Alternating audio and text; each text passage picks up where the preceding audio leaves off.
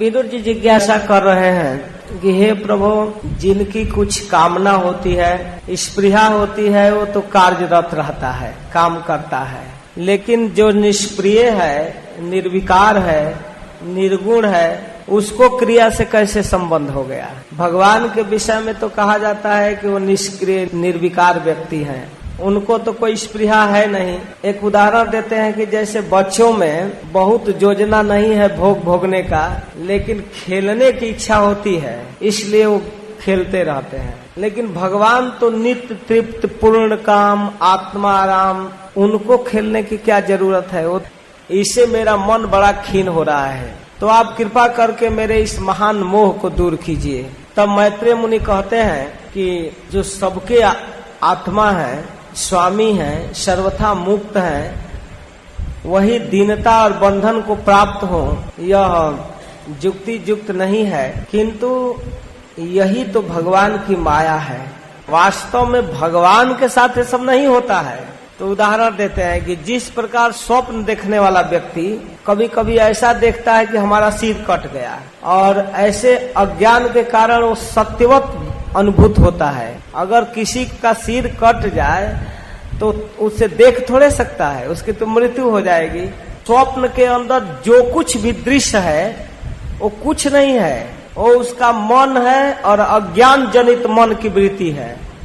उसका मन ही दृष्टा है, उसका मन ही दृश्य है। कोई सांप पीछा कर रहा है, डर के मारे भाग रहा है, तो भागने वाला व्यक्ति और खदेड़ने वाला सांप, ये दोनों उसका मन है, कोई साकार रूप नहीं है। अथवा कभी किसी सुख की स्थिति को देखता है, मैं बहुत सम्मान प्राप्त कर रहा हूँ, मुझे बहुत सम्मान दिया जा रहा है, तो सम्मान प्राप्त करने वाला और देने वाला दोनों उसका मन होता है। दुख भोगने वाला, दुख देने वाला दोनों उसका मन होता है, उसमें व्यक्ति नहीं होता है कोई। उसका पता तब चलता है जब स्वप्न टूटता है। स्वप्न टूटने के बाद पता चलता है कि कोई दृश्य नहीं था। तो उस स्वप्न के अंदर जितनी वस्तुएं दिखती है, अब उस पर विदुर जी विचार करो, क्या उसका अस्तित्व है? ना, कोई अस्तित्व नहीं है।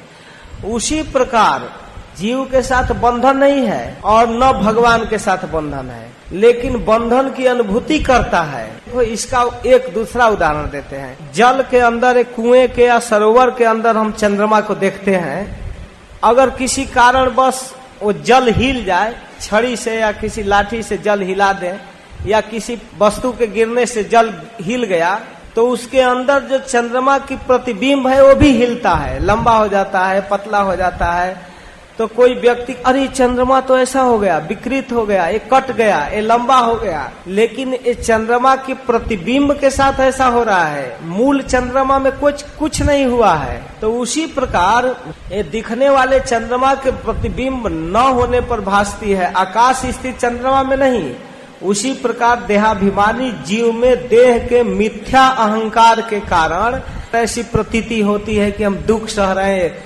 वास्तव में जो कृष्ण तत्व आत्मा है, उसको ये संसारिक दुख टच भी नहीं करता। न हन्यते हन्यमाने शरीरे, इस शरीर में विकृति होती है, इसमें बुखार आ गया, फोड़ा हो गया, घाव हो गया, जो भी हुआ वो आत्मा को टच नहीं करता है। लेकिन अज्ञान इतना दृढ़ है कि हम मानते हैं कि हमको हो रहा है। ऐसी बात नहीं है। वो तो एकदम इस प्राकृत झंझट से, प्राकृत बंधन से एकदम परे है। जब व्यक्ति निष्काम भाव से भगवान के आदेश को स्वीकार करता है, पालन करता है, तो भगवत कृपा से भक्ति योग के आचरण में लिप्त होता है, तो धीरे धीरे निवृत्त हो जाता है इस अज्ञान से। भगवान कृपा करते हैं और भक्ति होने लगती है, श्रवण कीर्तन, तब अशेष संक्लेश समम विधत्ते गुणानुवाद श्रवणम मुरारे कुतः पुनः तच्चरणारविंद पराग सेवा रतिरात्म लब्धा। कृष्ण के गुणों का वर्णन एवं श्रवण अशेष दुख राशि को शांत कर देता है विदुर जी। फिर यदि हृदय में भगवान के चरण कमल के रज के सेवन का प्रेम उठ जाए तो कहना ही क्या है। भगवान की भक्ति से, भगवान के गुणानुवाद से, भगवान के विषय में सुनने से और बोलने से जो अशेष अज्ञान है, अशेष संक्लेश, अशेष संक्लेश है, जो बहुत परंपरा से मिट नहीं रहा है, वो भी नष्ट हो जाता है भगवान की भक्ति से। दो प्रकार के लोग सुखी रह सकते हैं, जो अत्यंत मूर्ख है और चाहे एकदम तत्ववेता ज्ञानी है। तो हे भगवान, कृपा करके आप भगवान के दिव्य चरित्रों को, जिनसे आनंद की वृद्धि होती है और जिनको सुनने पर आवागमन का ये बंधन समाप्त होता है, आप कृपा करके सुनाइए। और हम समझते हैं कि बिना आप जैसे भक्तों की कृपा से संभव नहीं होता है। और ये भगवान की भक्ति, भगवान की कृपा स्वयं नहीं प्राप्त होती है, ये वैष्णवानुगामी है, वैष्णव के कंधे पकड़ कर चलती है वो कृपा। तो इस प्रकार महात्मा लोग भगवत प्राप्ति के साक्षात मार्ग हैं और उनके यहाँ सर्वदा भगवान हरि के गुणों का गान होता है।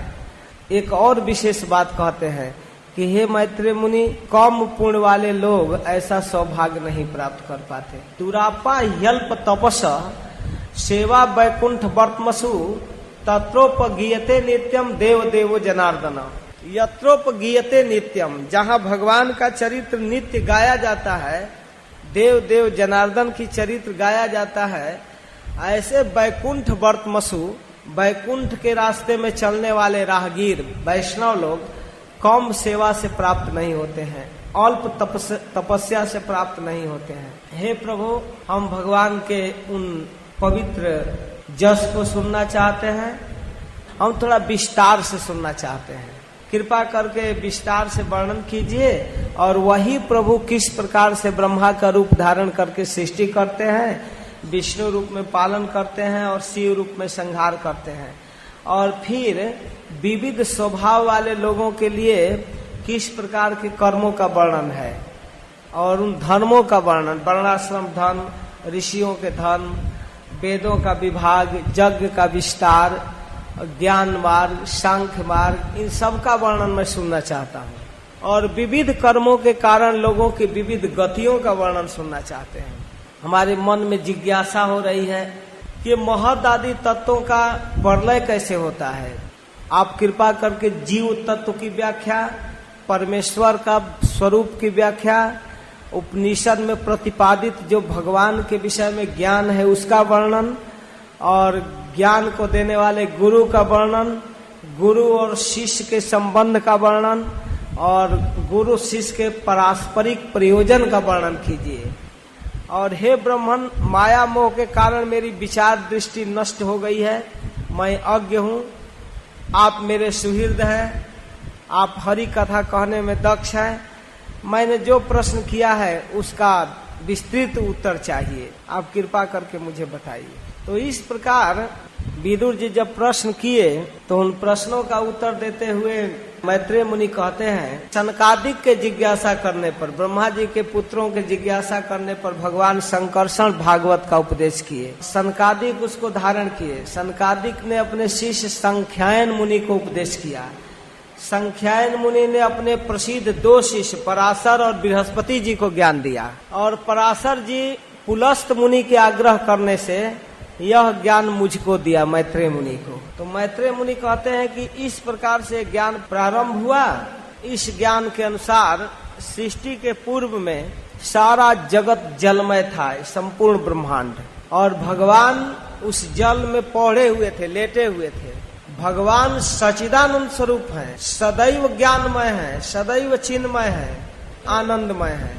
उस सोए हुए अवस्था में भी भगवान के नाभि से कमल निकला और उस पर भगवान ब्रह्मा की उत्पत्ति हुई। जब ब्रह्मा कमल के गद्दी पर उत्पन्न हुए तो अपना आंख फाड़ फाड़ कर देखने लगे कि मेरी उत्पत्ति कहाँ से हुई है। तो सभी दिशाओं के तरफ ब्रह्मा ने देखा, आगे, बगल में, पीछे, फिर दूसरे साइड में, इसलिए ब्रह्मा जी के 4 मुख हो गया। और फिर उसी गद्दी में बैठे बैठे ब्रह्मा लगे विचार करने, कैसे करें, क्या करें। सोचने लगे कि इस कमल नाल की कर्णिका में बैठा हुआ मैं कौन हूँ, और मेरा जन्म देने वाला एक कमल क्या है, कहाँ से उत्पन्न हुआ, अवश्य ही कोई उत्स होना चाहिए। ऐसा सोचकर वे कमल नाल को पकड़ करके धीरे धीरे खोजते हुए जल में जाने लगे। बहुत काल तक जल में गए लेकिन उनको पता नहीं चल रहा था। बहुत काल तक नीचे जाते रहे, लेकिन विफल मनोरथ होकर फिर लौट आए। और लौटने के बाद उस कमल पर बैठ करके अपने चित्त को संकल्पित किए अब क्या करना चाहिए। दिव्य 100 वर्षों तक ब्रह्मा जी अपने चित्त को समाधित करके रखे, और जब कुछ नहीं पता चल पाया तब उनको ऊपर से शब्द सुनाई दिया तप। तो तप करने के लिए ब्रह्मा जी संकल्पित हुए और भगवान के एक अद्भुत स्वरूप का दर्शन किए। सहर्ष शीर्षा भगवान शंकरषण का सारा अज्ञान, सारा तमोगुण और जगत का जो अंधकार है सब कुछ भगवान शंकरषण के तेज से नष्ट हो रहा था। तो इस प्रकार अब जब इन स्वरूपों का दर्शन किए तो देख रहे थे कि भगवान भक्त वंशा कल्पतरु बड़ा ही स्मित मुस्कान के साथ देख रहे हैं। इस प्रकार विश्व रचना करने वाले ब्रह्मा अपने आप को कुछ समझा नहीं पा रहे थे। तब उन्होंने भगवान के चरणों में स्तुति करना प्रारंभ किया। ब्रह्मा जी कहते हैं कि हे प्रभु, बहुत प्रयास के बाद अपनी बुद्धि से नहीं, आपकी कृपा से मैं आपको आज कुछ अनुभव कर सका। अहो मेरा दुर्भाग्य है कि मुझे इतना विलम्ब हुआ, मैं आपको जान नहीं पाया। लेकिन कैसा दुर्भाग्य है इन देहधारियों को जो सृष्टि में होते हैं, आपके स्वरूप को नहीं जानते हैं और आपकी माया से मोहित रहते हैं। हे प्रभु, आपका जो सच्चिदानंद स्वरूप आनंद मात है, तेजोमय स्वरूप है, यही सब कुछ है। मैंने इस विश्व की रचना करने वाला होने पर भी मैं आपके इस स्वरूप को नहीं जान पा रहा हूँ और इस अद्वितीय स्वरूप का शरण ले रहा हूँ। कृपा करके आप मुझ पर दया कीजिए। हे विश्व कल्याण, मैं आपकी उपासना कर रहा हूँ। आप अगर कृपा करेंगे, ज्ञान देंगे तो मेरे अंदर सामर्थ्य आ सकता है। जो पापात्मा विषयात्मक जीव है वो तो आपके माया से प्रभावित होकर इस संसार को भोगना चाहता है। मैं आपको नमस्कार कर रहा हूँ। हे प्रभु, आप कृपा कीजिए, आपकी मुख से निकली हुई वेद वाणी हमारे कानों में प्रवेश करे, हमारा ज्ञान दूर हो और मैं अपने मन को, अपने चित्त को आपके चरणों में बांध सकूं। ये विविध प्रकार का दुख तभी तक है जब तक व्यक्ति आपके चरण कमलों का आश्रय नहीं लेता है। तो हे प्रभु, जो लोग सब प्रकार से अमंगलों को नष्ट करने वाले आपकी लीला कथा को सुनते हैं, उसके मन में जो कलुषित भावना है संसार का, वो दूर हो जाता है। लेकिन जिनके चित्त को दैव ने हर लिया है, दुष्कर्मों में लगे हुए हैं, उन बेचारों की बुद्धि दुष्कर्म ने, दैव ने हर लिया है, वे आपकी कथा को नहीं सुन पाते। दैवेन ते हत धियो भवतः प्रसंगा। हे प्रभु, उनका कर्म, उनका प्रारब्ध उनको आपकी कथा से दूर किया है। इसलिए हे नाथ, मैं ऐसा अनुभव करता हूँ, आपका मार्ग केवल आपका श्रवण है। तम भाव जोग परिभावित हृदय सरोज, आस्ते सुतेक्षित पथो ननुनाथ पुंसम।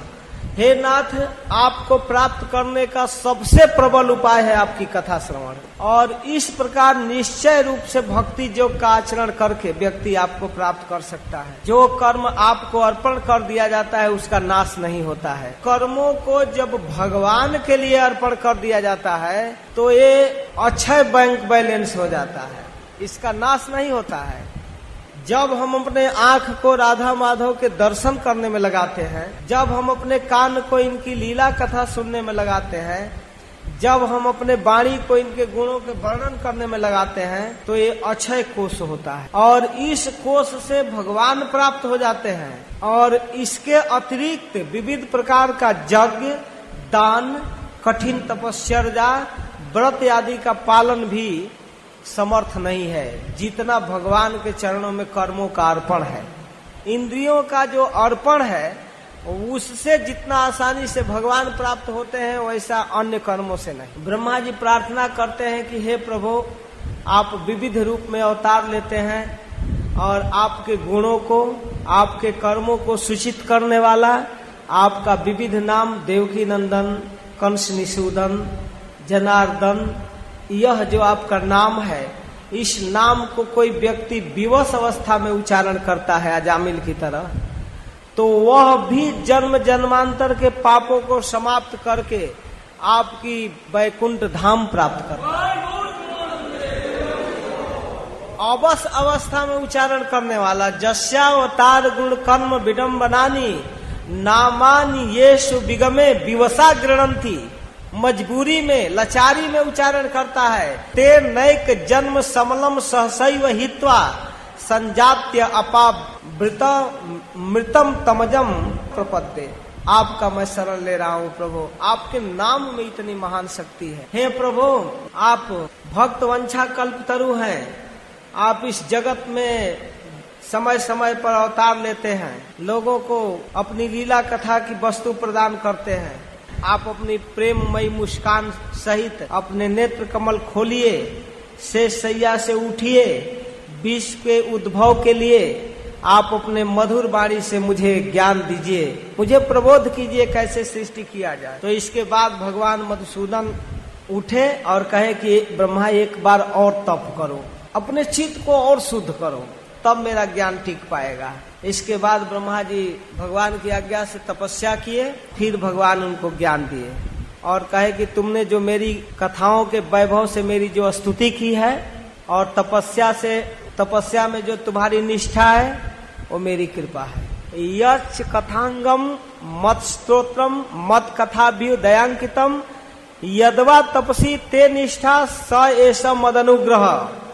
हे ब्रह्मा, जो तुमने तपस्या की है और जो मेरी स्तुति की है, ये तपस्या और ये स्तोत्र मेरी कृपा का फल है। तो जो पुरुष नित्य प्रति तुम्हारे द्वारा किए गए इस स्तुति से मेरा भजन करता है, उस पर मैं प्रसन्न हो जाता हूँ। तो इस प्रकार ब्रह्मा की स्तुति से भगवान प्रसन्न होकर उनको ज्ञान दिए।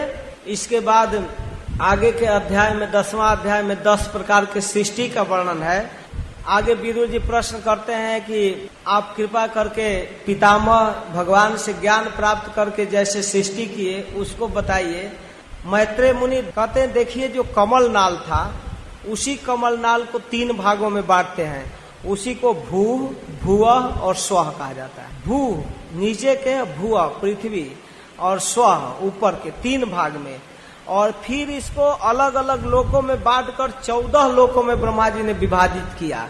फिर विदुर जी पूछते हैं कि ब्रह्मन, आपने अद्भुत कर्मा विश्व रूप हरि की जिस काल नामक शक्ति की बातें कहे उसको थोड़ा विस्तार से कहिए। तब कहते हैं कि देखिए ब्रह्मा जी एक समय मर्यादा में द्विपरार्ध में सृष्टि करते हैं। ब्रह्मा के जो जीवन काल है द्विपरार्ध है, 2 परार्ध है। और एक परार्ध 50 साल का होता है और 2 परार्ध मतलब 100 वर्ष ब्रह्मा एक दिव्य वर्ष में जीवित होते हैं, जिसको आगे फिर प्रश्न करने पर 11वां अध्याय में क्लियर किया जाएगा। काल के गति, मनवंतर और एक छोटे छोटे अणु और फिर परमाणु, अणु, त्रश्रेणु, त्रुटि, वेद, लौ, निमिष आदि की व्याख्या करेंगे। इसके पहले कहते हैं कि ब्रह्मा की जो सृष्टि है वो 10 विधा है, 10 प्रकार की सृष्टि है। सबसे पहला सृष्टि महत तत्व के रूप में है, जो भगवान के द्वारा प्राप्त हुआ है। और इस महत तत्व में सत्वादि गुणों में विषमता उत्पन्न होता है। जो भगवान दृष्टिपात करके सत्व रज तम को विक्षोभ करते हैं, महत तत्व अहंकार उत्पन्न होता है। तब दूसरी सृष्टि अहंकार का है। अहंकार से पंचभूत, इंद्रियां, मन बनता है और इंद्रियों के विषय बनते हैं।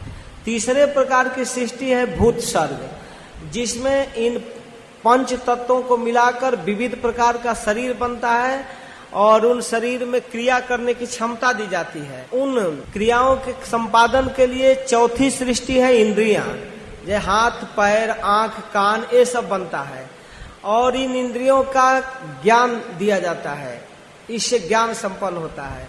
और फिर इन इंद्रियों को चलाने के लिए अधिष्ठात्री देवताओं का सृष्टि 5वां सृष्टि है। देवतागण होते हैं जो सात्विक प्रवृत्ति से भरकर सात्विक अहंकार से उत्पन्न होते हैं, तमोगुण और रजोगुण से ऊपर होते हैं। लेकिन इनके अंदर भी रजोगुण होता है, भोगने की प्रवृत्ति। मन से भी अधिक बारीक होते हैं देवता लोग और इनके द्वारा इन इंद्रियों को कंट्रोल किया जाता है और फिर संसार व्यवहार चलता है। फिर 6वां प्रकार की सृष्टि है। इतना करने के बाद भी अज्ञान का, अविद्या का, जो 5 प्रकार के होते हैं, तामरिश, अंध तामरिश, तम, मोह और महामोह। अविद्या ये बुद्धि को आवरण और विक्षेप करती है, जीवों की बुद्धि को। एक जो जीव का स्वरूप है उसको ढक देती है और दूसरा उसको दूसरा कार्य में प्रवृत्त कर देती है। इसको आक्षेप और आवरण कहते हैं। तो इस प्रकार अविद्या है। ये 6वां सृष्टि है ब्रह्मा की। और 7वां सृष्टि वृक्ष है। वृक्ष में वनस्पति, औषधि, लता, त्वक्सार, विरुद्ध, द्रुम, इनका संचार जड़ से होता है। जड़ से जीवन लेते हैं। इनमें बिल्कुल ज्ञान शक्ति नहीं होती है और यह केवल भीतर से स्पर्श भर अनुभव करते हैं। इनके अंदर ज्ञान शक्ति नहीं है, इसको जड़ माना जाता है। और 8वीं सृष्टि है तिर्यक जोनि का। तिर्यक का मतलब है तिरछा खड़ा होने वाला पशु। तो पशुओं में 28 प्रकार की सृष्टि है। एक खाना, पीना, सोना, स्त्री प्रसंग, मैथुन आदि जानते हैं पशु। इनमें सूंघने से ज्ञान प्राप्त होता है। जैसे गाय, बकरी, भैंस, सुअर, ऊंट, कुत्ता, गधा, बाघ, खरगोश इत्यादि पशु। और ऐसे ही पक्षी होते हैं। कंक, गिद्ध, बाज, मोर, ये सब पक्षी होते हैं। ये तिर्यक योनि माने जाते हैं। 9वां सृष्टि है मनुष्य की। मनुष्य में रजोगुण प्रधान होता है। ये कर्म परायण होते हैं और दुख रूप विषय में सुख मानने की इनकी प्रवृत्ति है और इसी में फंसे रहते हैं। 10वां सृष्टि है देवताओं का, ऊपर के लोगों का, जिसमें देवता, पीतर, असुर, गंधर्व, यक्ष, राक्षस, सिद्ध, चारण आदि होते हैं। ये सत्व प्रधान होते हैं। यद्यपि इनमें रजोगुण है लेकिन तमोगुण और रजोगुण से ऊपर सत्वगुण की वृत्ति देवताओं में होती है। तो इस प्रकार ये प्राकृत सृष्टियां हैं। और इसके बाद आगे फिर काल क्रम का वर्णन 11वां अध्याय में आएगा। काल के विभाग, मनवंतर आदि काल का विभाग, जो फिर अगले सत्र में कहा जाएगा। जय श्री राधे, जय श्री।